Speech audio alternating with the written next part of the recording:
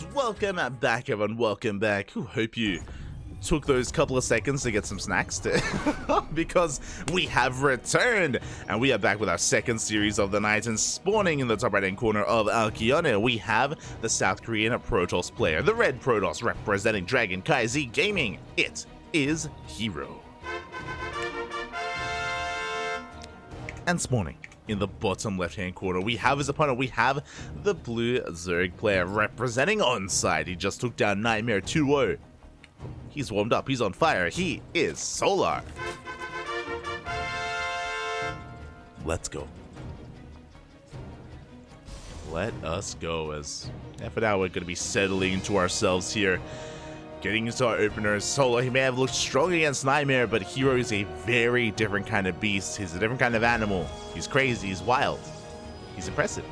He's arguably the best Protoss in all of Korea as well. And even though we saw aggression out of Nightmare, we have different forms of aggression from herO. herO, he does thrive in the mid game, true, but he doesn't rely too much on Glaive Adept openers. He relies a lot more on, you know, his Oracle control, his Oracle plus Adept micro and harassment as well. We've seen herO pick players apart. We've seen him pick players like Solar, and even like higher tier Zerg players in Europe apart as well.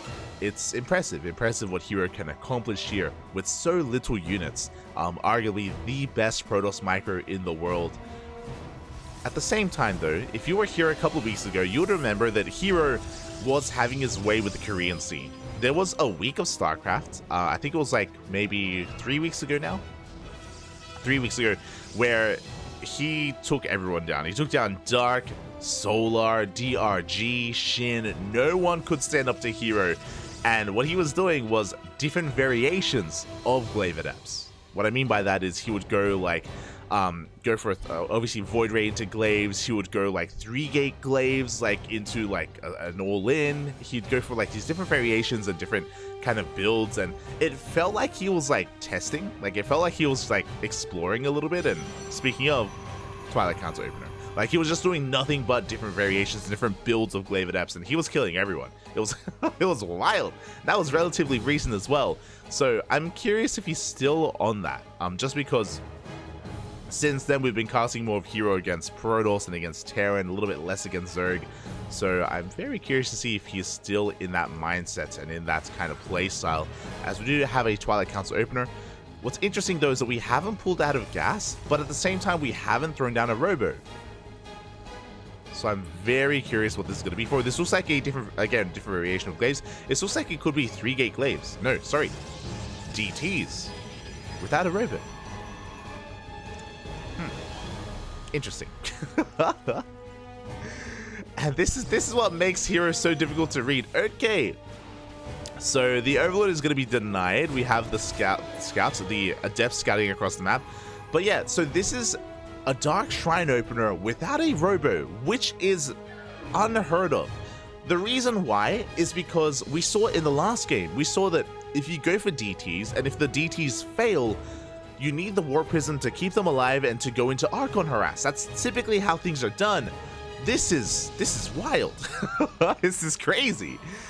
Just because it's that much more difficult to actually make Dark Templar get damage done here if we're just going straight up across the map, and we have no micro ability, we have no maneuverability without that prism. We're going up to 4 gates. Third base is soon to be taken here. This looks like a standard timing for the third, just because we didn't invest into the robo. If we had the robo, then this third would be a little bit later. This would be delayed. So this looks normal. I love this. Okay, DTs into... Did you see that? Blink started for a moment there. Here we go. But they're going to be waddling across the map. So again, basically what herO is doing is he's sacrificing maneuverability and micro ability in favor of keeping this hidden and catching his opponent off guard.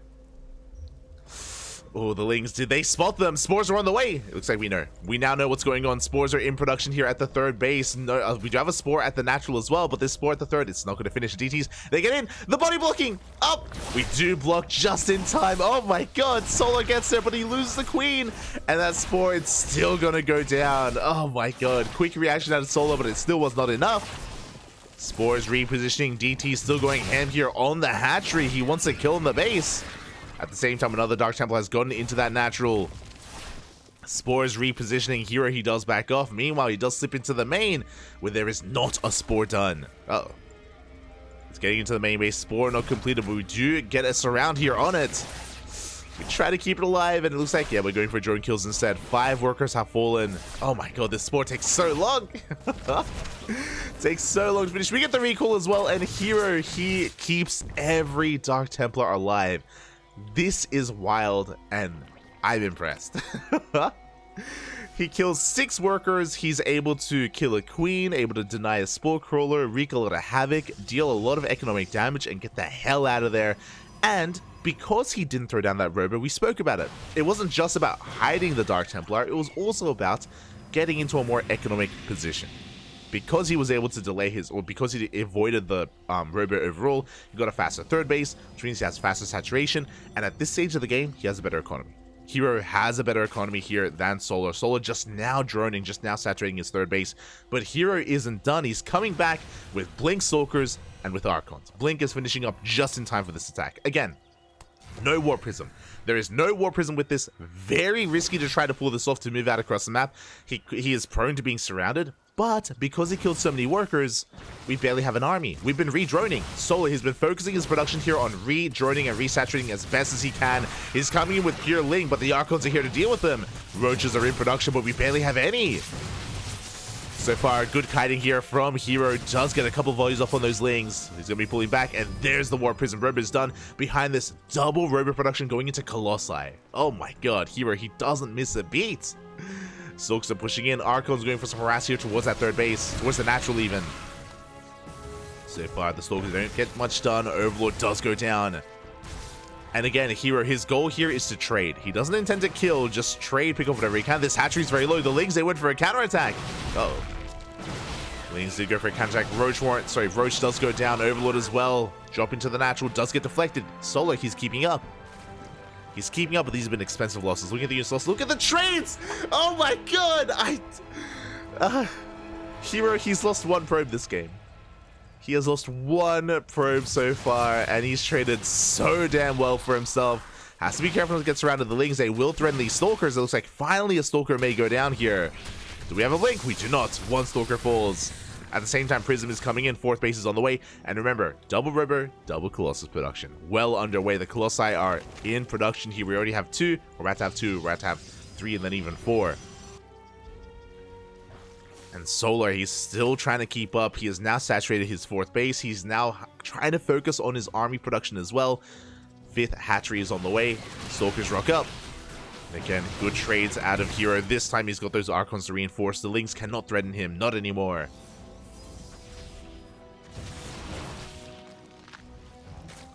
herO, he is here to reinforce once again, this time with Colossus. We speak about that a lot. There's a big power spike with 2 Colossus, then 4 Colossi. 3rd and 4th Colossus is in production. The first 2 have arrived, and Solar is just not ready for this. Again, he's just been under so much pressure this entire game.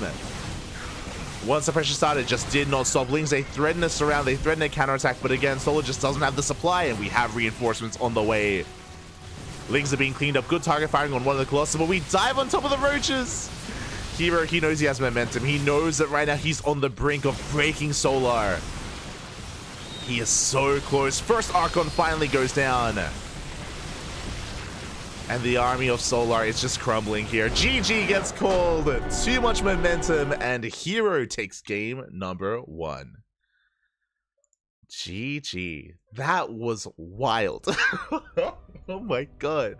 That felt illegal, Papi. Like, that was crazy. So I just love that there was so much to that game.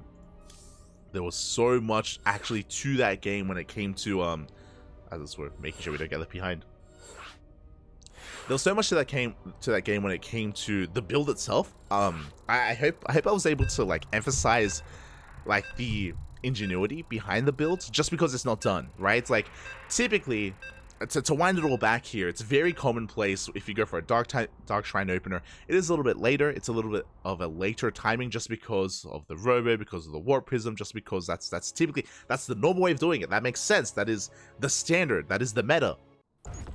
But for herO to come in 4 gate dark shrine no robo, but with his control to get so much damage done with it, to save every Dark Templar, to get a very fast third base behind it, and to get away with it as well because there was no counterattack, because Solar, again, he just wasn't able to threaten or even deny that third base. Like, herO just, once he got the ball rolling, never let it really stop. Just snowballed out of control, and here we go. We're getting into game number 2, and spawning in the top left-hand corner of Oceanborn, we have the South Korean Protoss player representing Dragon KZ Gaming, leading the series 1-0. It is herO. And spawning in the bottom right-hand corner, we have his opponents. We have the blue Zerg player representing Onside, looking to fight back, looking to tie this up, and I want to believe he can. It is Solar. GG, well played. And oh my god, again, Solar, he's the reigning GSL champion. I want to believe that he can keep up with herO, that he can take a game and take a series as well. But again, that last build from herO, like, no one else plays like that. That's the first time I've seen that build. Mate, we cast StarCraft here on the daily. We cast more StarCraft than anyone else. Game than anyone else out there. As we're going to be getting a bit of a pause here and hopefully clearing things up. But yeah, that's a build that no one else has done, and I alluded to it at the start of game 1, where I was talking about how in the lead up here these past couple of weeks, we have seen herO experiment a lot. This is not the first time that I've seen herO do something unique when it comes to his build order and when it comes to his opener as well. He was doing it a lot when it comes to Glaive Adepts as of 3 weeks ago, and even here this DT opener is very out of the norm and very unorthodox, and because it's so unorthodox, it caught Solar off guard completely. You know, that's something that I should also emphasize as well, that because it was so weird, like, Solar was just not ready for it, not ready for that timing.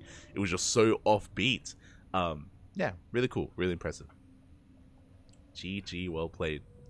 And with that, we're going to be settling into game 2. Now, what's scary here is that what we just saw from herO, we probably won't see that again this series, but it is something important to bear in mind is that herO has a lot of builds up his sleeve, and even though we probably won't see that again in this best of 3, I'm sure we'll see something else very different and maybe as effective. Game resumed. As it looks like we have resolved our issues, we're getting back into this, and we're getting back into game number 2. For now, it is going to be a Hatchgas full standard opener here from Solar.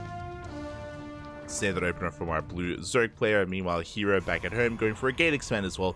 Everything is looking normal. But our tech and our follow-up, that is what I'm going to be keeping my eye on.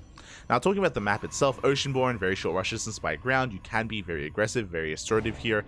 If Solar wanted to turn the tables on herO, this would be the map to do it on if he's able to get into the mid game. I'm talking about like cutting workers at 50, maybe 60 at most, making lings, making roaches, and waddling queens across map for a big all-in. Something that we have seen plenty of times on Oceanborn, and we could see it again. We even saw Solar whip out such aggressive styles against Nightmare to just finish things off. Game paused. As like it looks like something is up. Hopefully everything's okay. I'm okay. Before I Google translate this, I'm guessing that it has to do with Solar's pets.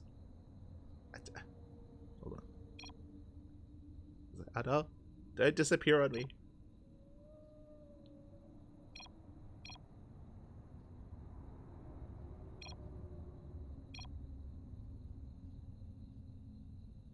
Oh, apparently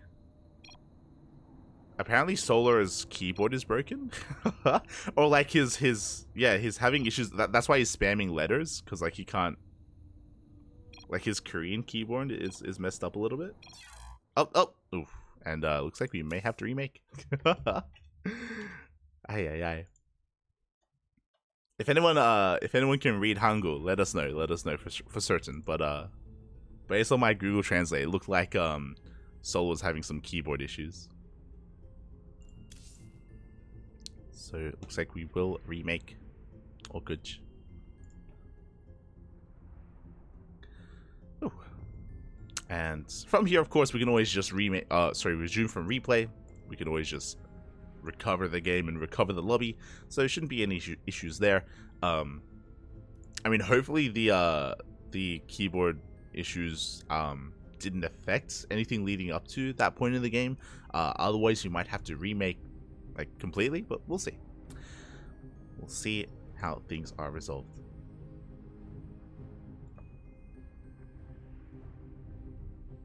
Yeah, I see the chat.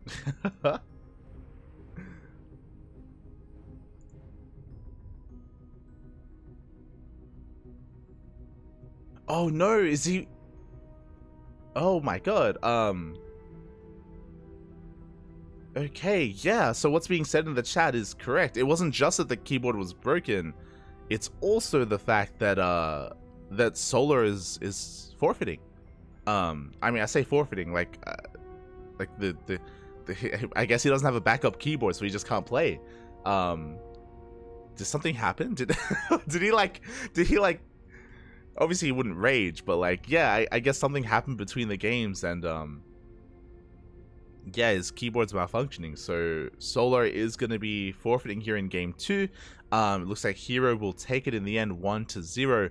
That's such a shame. Like, we would have loved to have seen a game 2 played out there, but it looks like, especially if it's like a mechanical issue with his keyboard, and if he doesn't have a backup keyboard, like what can he do? Like what? What can he do from there? So yeah, that's such a shame. So it looks like with that, herO will take the series. I wanted more. I feel so unsatiated. Like, I wanted more between our players here. Like, the potential ace match as well. Like, I believe that Solar could have taken it to herO as well.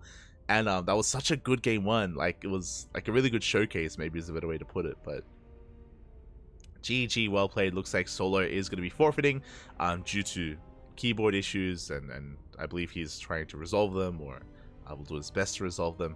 From here, herO advances on into the next round, and he's going to be facing off against his next opponent. It is going to be herO versus the winner of Stats and Clem.